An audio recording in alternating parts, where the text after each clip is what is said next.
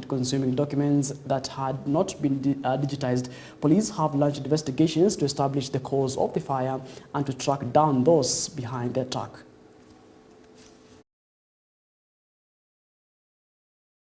This was perhaps one of our longest days, and you people are aware about what is obtaining, in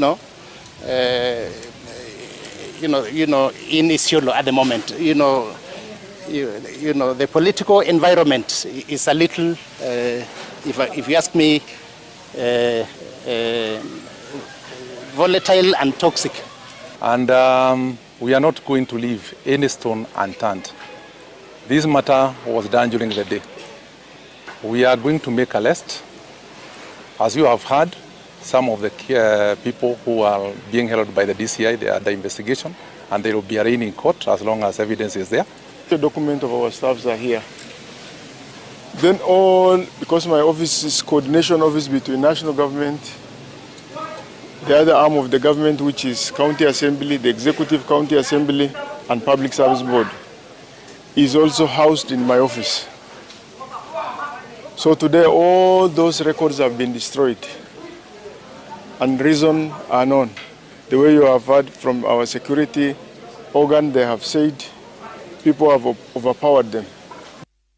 Right, at the same time, a horrifying attack at Bogambero area, Nyamosense, Komasoko Ward, Migori County, has left one person dead and several others injured after an unidentified man stormed a household. Eyewitnesses reported that the assailant targeted a local woman, assaulting her and stabbing her multiple times. During the kills, a 5-year-old child was also attacked, sustaining stab wounds to the face and being struck against the wall twice. Now, a 60-year-old resident was allegedly sexually assaulted during the incident. Quick action by neighbors saved the woman and 2 children before the attacker set parts of the house on fire and fled the scene. Authorities have launched investigations while the community grapples with shock and fear following the brutal incident.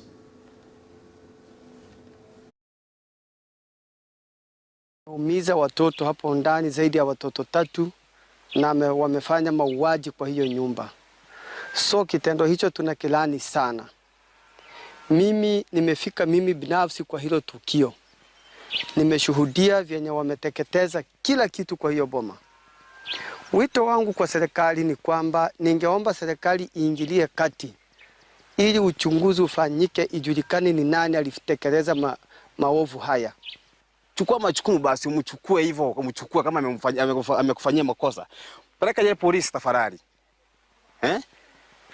Huyu mwenye amefanya kitendo kama sasa hivi, amefanya ameenda, hatujui ni nani. Ilikuwa usiku. Ufika hapa, amechoma mumama, watoto zaidi 3. Lakini majirani walipata kuwasaidia hawa manusura 3. Hawa watoto 2 aliyedungwa kisu kwa uso na aligongeshwa kwa ukuta, amebondeka kichwa, ndio tukamrifaa Migori. Tumewarifaa 2 Migori. Right, moving on, some of President William Ruto's allies from the Ukambani region have strongly criticized former Deputy President Rigathi Gachagua, accusing him of spreading falsehoods about the Kenya Kwanza administration. Speaking at Kinyui grounds during a financial empowerment event for border operators, the leaders said Gachagua's remarks suggesting government collaboration with terrorists were misleading and showed a lack of respect for the administration. Now, the allies urged political leaders to exercise caution in public statements and emphasize the importance of promoting accurate information to avoid misleading citizens and undermining the government's credibility. Who are you now to lecture people, jamani? Wewe jisikize vizuri sana. Advising people at vile serikali inapaswa kupangwa, what you should do, what you should not do, the do's and don'ts in government. Yes, wewe si ulikuwa hapo. Hizi vitu mzuri wewe unatuambia, mbona hukufanya? Nyumba zetu maboko zikaharibiwa. Mbona wewe hujafanya hizi vitu unasema ni mzuri sana? Why is it you have not done them? Because you had 2 years. Kwa nini hukuzifanya so that you can learn a good example ya vile vitu zinafanyangwa? Tuamke. Tuache kuambiwa ati sasa empowerment ikifanyika hapa unananganywa. Nani ana akili hapa?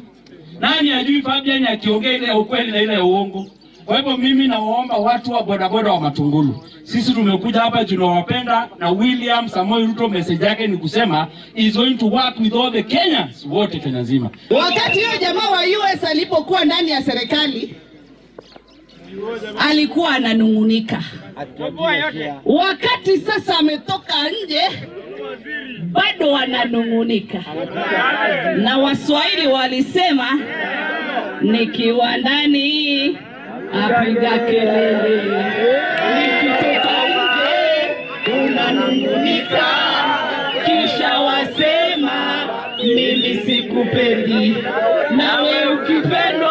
Right, now moving on in the corridors of justice, of course, embattled Kericho governor, that is Eric Mutai, was vehemently denied the charges leveled against him in his impeachment motion, citing that the events were orchestrated plot to hound him out of office for political gain. Now, yesterday, during the Senate proceedings, that was August 27th, Mutai claimed that the Speaker of Kericho County Assembly sought his removal to take up the gubernatorial position for himself. Now, the impeachment motion moved by Sugowet Ward, member of County Assembly, that is MCA Kiprotich Rogoni. The governor was accused of misappropriation of funds and donor funds and abuse of office, evidence that was revealed in an ad hoc committee report. Now, the proceedings are currently going on as to head there and see what's happening in Senate.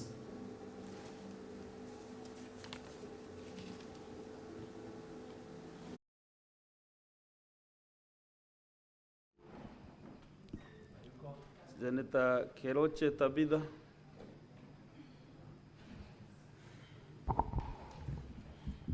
Thank you, Mr. Speaker, sir.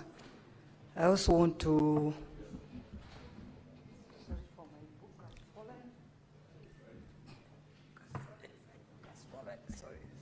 sorry, my apologies.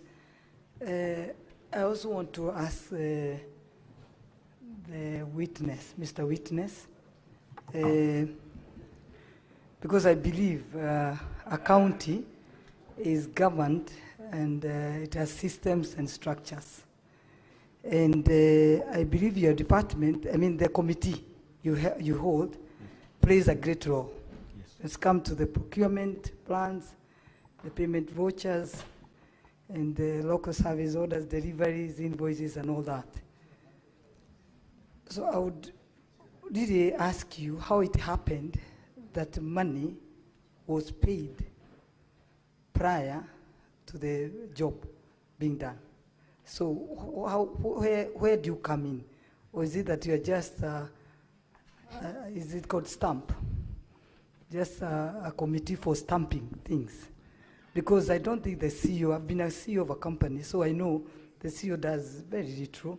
He depends on the people on the ground.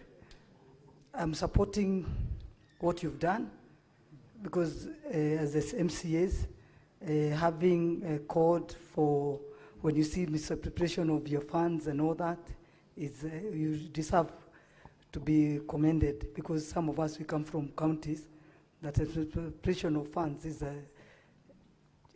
a everyday business. But we've never had any, even our MCAs attempting even to impeach our governor. So congratulations for that. But for now, Senator, I just want to understand. I just want to... Senator Tabitha Keloche, let the witness answer you within less than 1 minute. If you have... But the time is over. Yes, okay. Witness, okay, answer that. Okay, thank you, Honorable Speaker.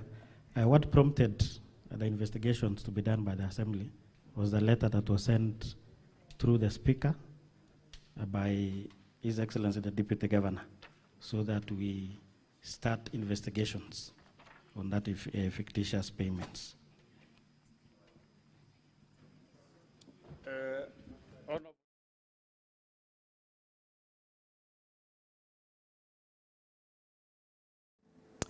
Right, that's Senate proceedings in Nairobi, where an impeachment motion was tabled to the Senate. Of course, that's impeachment of Kericho governor, that is Eric Mutai, an impeachment motion that was moved by Sigowet, member of County Assembly, that is Kiprotich Rogoni. Now the governor was accused of misappropriation of fund or rather of public and donor funds and abuse of office evidence that was revealed in an ad hoc committee report. Of course, we shall be keeping tabs with that particular proceedings, and we shall be bringing you what is transpiring in Senate later on in our subsequent bulletins later on in the day. All right, moving on. A new initiative aimed at providing clean water and sustainable energy has been launched, expected to benefit approximately 240,000 families across Lamu, Tana River and Garissa counties. Now, Idid Afayo, project manager at the Northern Range Land Trust, explained that the project is designed to deliver essential services to local residents while promoting environmental conservation. Now, the initiative will incorporate sustainable agriculture and fisheries practices to safeguard natural resources. Afayo further noted that the project will include community education on the use of sustainable energy, enabling households to adopt eco-friendly practices that support long-term environmental protection. Ile athari ambayo tumeiona katika hizi rasilimali, tuhakikishe tumeweza kubadilisha mfumo wetu wa maisha na vile tunavyoitumia, kwa sababu athari ikipatikana, changamoto zikitokea kwa kuharibika kwa mazingira, wamama, watoto na wajamii ndio wanapata changamoto kubwa sana. We are focusing on 4 ecosystems through the ecosystem-based approach.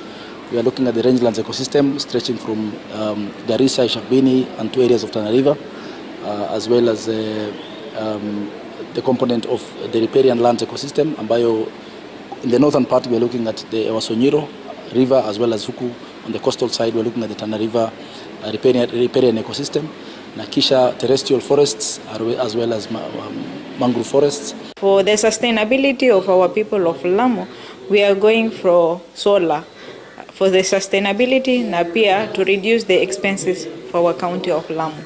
Another issue here, we have a desalination plant that runs from Kiunga, Mkokoni, Ndao, Kizingitini and Faza.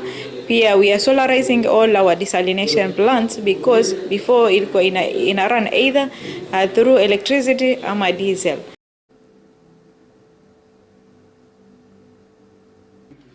Ile athari ambayo tumeiona katika hizi rasilimali, tuhakikishe tumeweza kubadilisha mfumo wetu wa maisha na vile tunavyoitumia, kwa sababu athari ikipatikana, changamoto zikitokea kwa kuharibika kwa mazingira, wamama, watoto na wajamii ndio wanapata changamoto kubwa sana. We are focusing on 4 ecosystems through the ecosystem-based approach.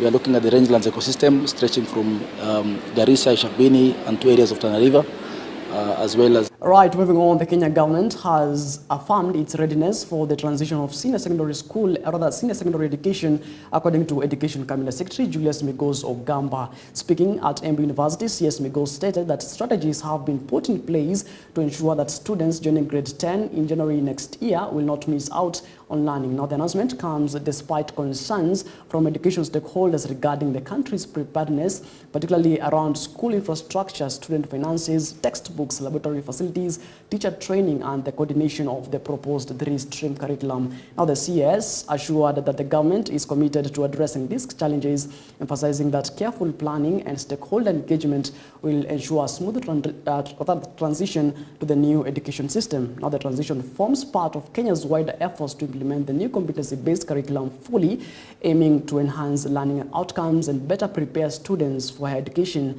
and the job market. As a government, we are prepared to transition our grade 9s to grade 10 using the 3 pathways, that is STEM, social sciences, arts and sports, creative arts and sports. And to let you know that the students, the learners are already choosing their pathways and choosing the schools, and just to assure parents and Kenyans in general that the government is prepared to ensure that that transition is smooth and it's 100% transition like we've done before. So we've transitioned them from grade 8 to grade 9, which was much more difficult because we didn't have the infrastructure. Remember, we had to do 23,000 classrooms to ensure that grade 9 is properly settled.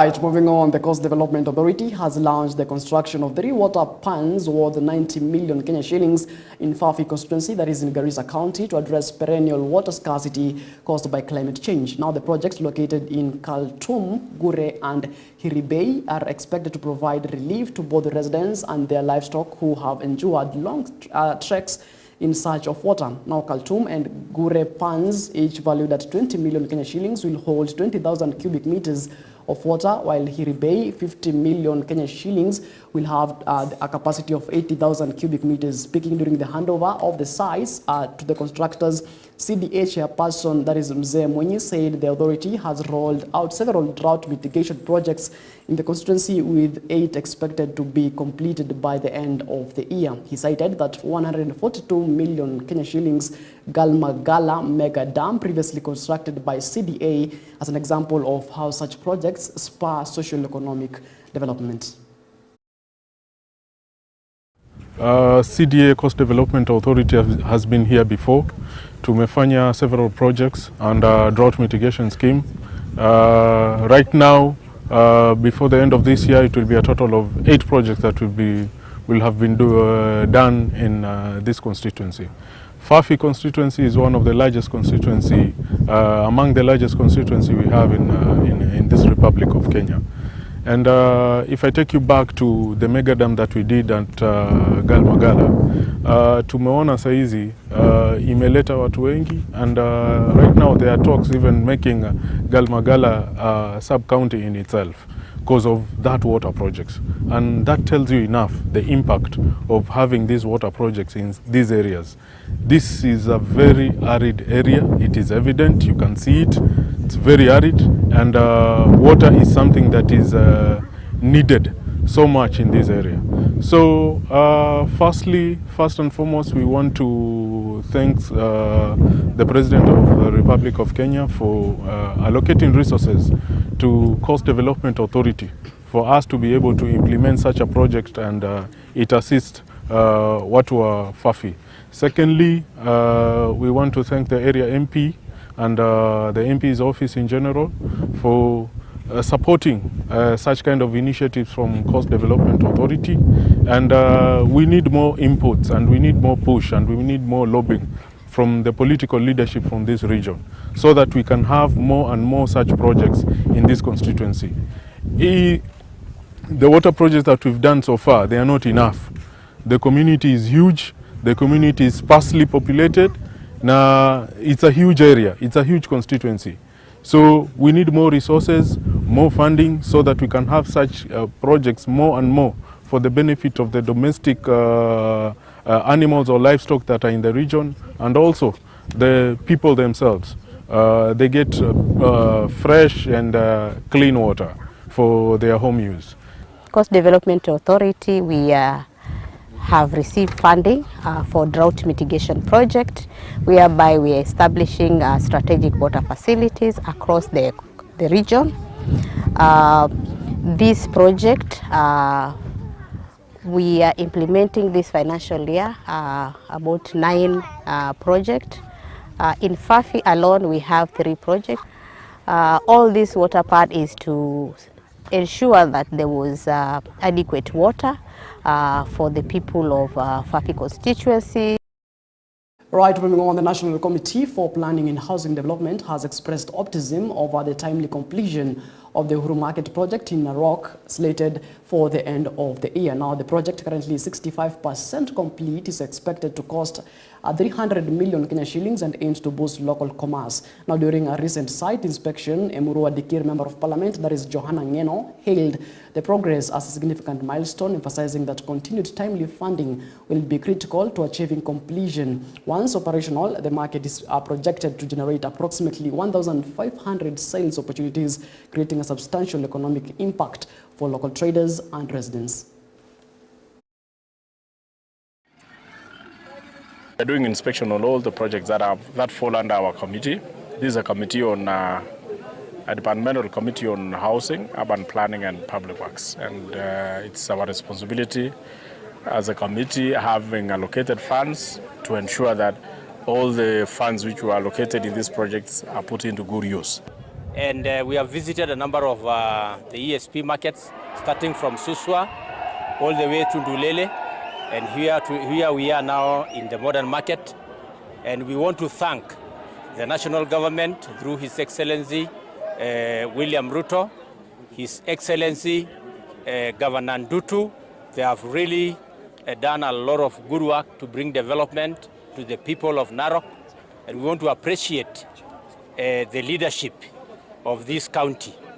All right, moving on, African nations have been challenged to develop and adopt homegrown artificial intelligence solutions in education to address teacher shortages, improve efficiency, and promote equal learning opportunities. Speaking at the Africa Premier AI Conference 2025, Bill Faruqi, founder and CEO of the Mind HYVE AI and DV8 Info Systems, emphasized the need for the continent to own its AI future through sovereign intelligence systems that reflect African values, culture, and aspirations. Faruqi warned that against relying on foreign-built AI for classrooms, noting risks such as language mismatches, curriculum distortion, and algorithmic colonialism, I beg your pardon. Instead, he urged countries to invest in local trained, culturally aligned AI platforms that meet their unique educational needs.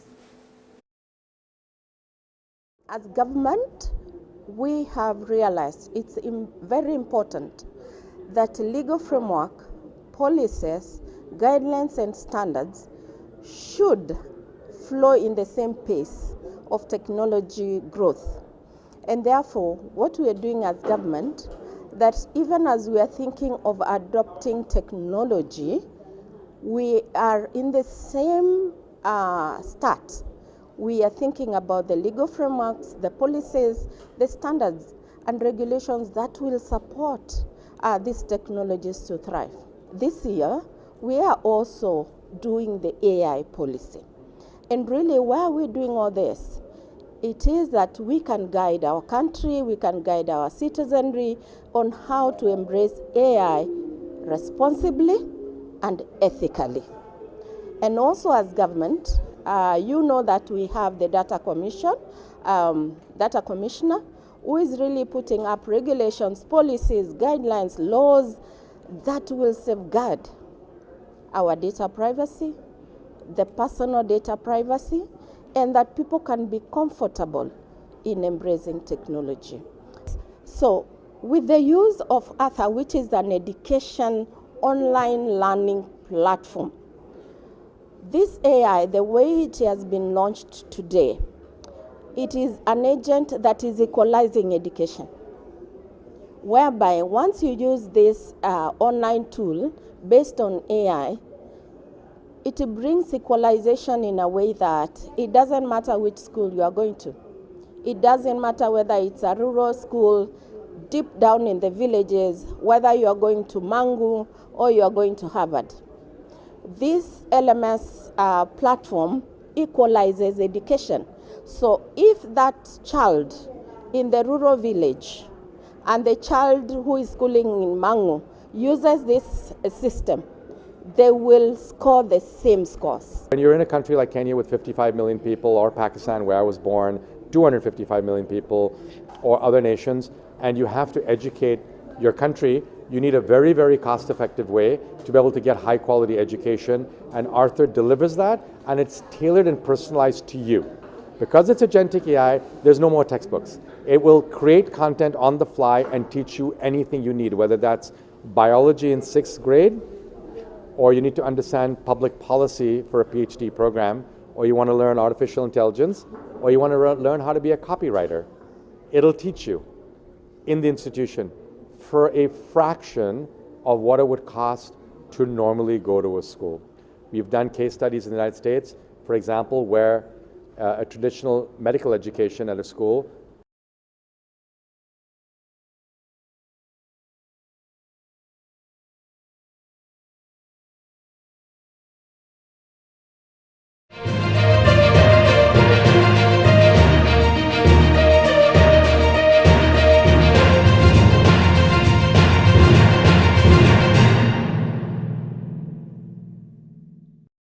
Right, now let's get sporting. Two-time DP World Tour champion Hadin Porsches and South Africa will headline the Sports Biz Africa Golf Championship, the fifth leg of the Sunshine Development Tour East African Swing 2025 season, set for September 3rd to 5th at Kigali Golf Resort and Villas. Porsches, a former Barclays Kenya Open winner and multiple Sunshine Tour champion, leads a strong field of more than 120 golfers from 16 nationalities, including Kenya, Rwanda, Uganda, Tanzania, Nigeria, Zimbabwe, Ghana, Cameroon, Malawi, Zambia, Cote d'Ivoire, South Africa, Egypt, Canada, and the United Kingdom. Now, the South African contingent also features rising women's professional, that is Ivana Samu, alongside seasoned players Bryn Adam, Harry Konig, Slender Sitebe, Duma Yolanda, Chanel Dilangi, and Travis Proctor, and Meji Zedu.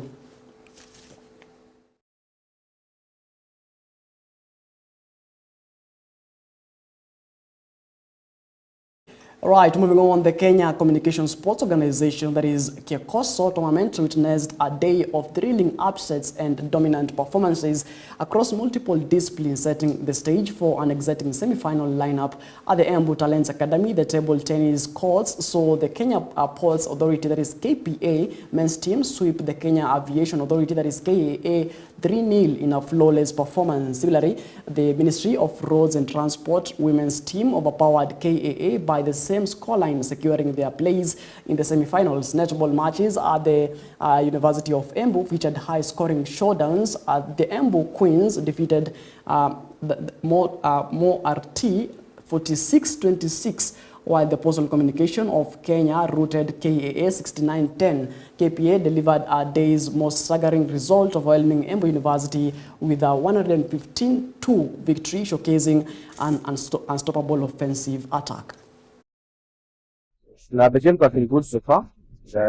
We have reached in the finals fields of force and transport. The next team will be playing KPA tomorrow, the last match. In this way, they become position 1. The Reds team already position 2 after they lost a match to CA. So far, the games have been good in the singles. We have at least 2 players from Ministry of Roads and Transport who will be playing in the semi-finals tomorrow. We have Levy and Jazz. We'll be facing players from Communications Authority tomorrow in the singles for men's category.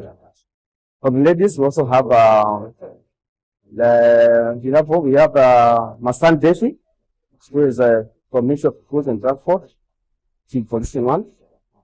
And also, Turitsu Erimu was qualified for the series tomorrow. Again, after the injury, kwa Holes tulikuwa nacheza poa. Tumejikaza sisi. Haitatushinda. And next proceed also with my compatriots Charles. I think it's Charles for men. Shimi na Charles. Ako semi already. Alikosecha tusemi mapema. So anacheza kesho. Mimi ndio nimecheza quarter pia apatana na wa CPA, player wa CPA anaitwa Hanans.